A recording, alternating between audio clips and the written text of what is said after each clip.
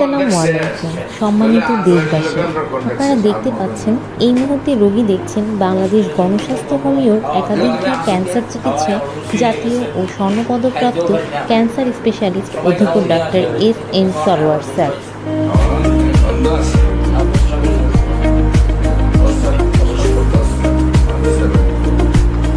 তিনি শনি, রবি ও সোমবার রোগী দেখেন 14 পুরানা পল্টন, ঢাকা 1000 এবং মঙ্গল, বুধ ও বৃহস্পতিবার হবিগঞ্জ সদর শ্মশানঘাট। যে কোনো তথ্যের জন্য, পরামর্শের জন্য অথবা সিরিয়ালের জন্য যোগাযোগ করুন 017-085-42064 অথবা 017-985-24852 এই নম্বরে।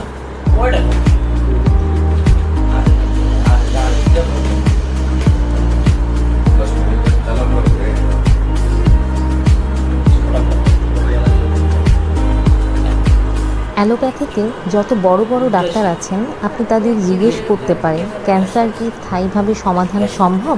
তারা বলবেন না, আমরা সাময়িক চিকিৎসা দিয়ে থাকি, তবে ক্যান্সার হলে মৃত্যু হবে, এটাই স্বাভাবিক। কিন্তু আমাদের ডাক্তার এস.এম. সরোয়ার স্যার বলে থাকেন ক্যান্সার হলে আনসার নেই, এই কথার কোনো ভিত্তি নেই। ক্যান্সার সম্পূর্ণরূপে সুস্থ হয়।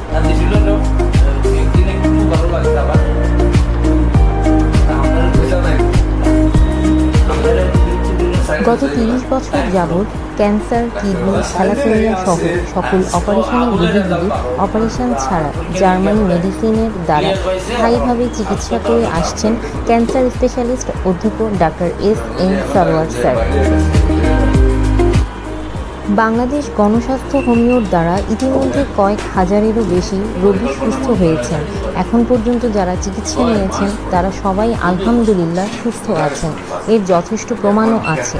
এরই মধ্যে উল্লেখযোগ্য কয়েকজন হলেন ব্যারিস্টার সুমন সাহেবের চাচি, অ্যাডভোকেট তুহিনের আম্মু, চুনারুঘাট বাগবাড়ি হান্নান মিয়া সাহেবের ওয়াইফ, যার গ্যাস্ট্রোলজি, ইউরোলজি, কোলন, পাকস্থলী সহ সমস্ত শরীরে ক্যান্সার ছড়িয়ে পড়েছিল।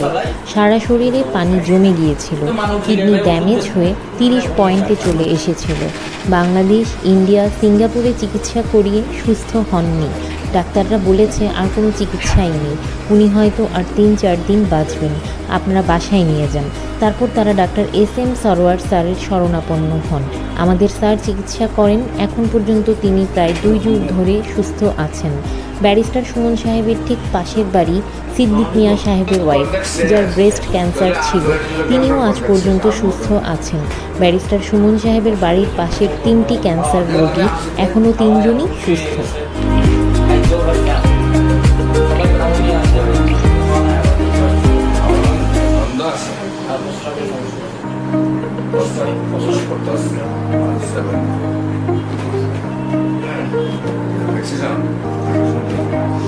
বছরে হলো বছরকে 1 তারিখে হয়।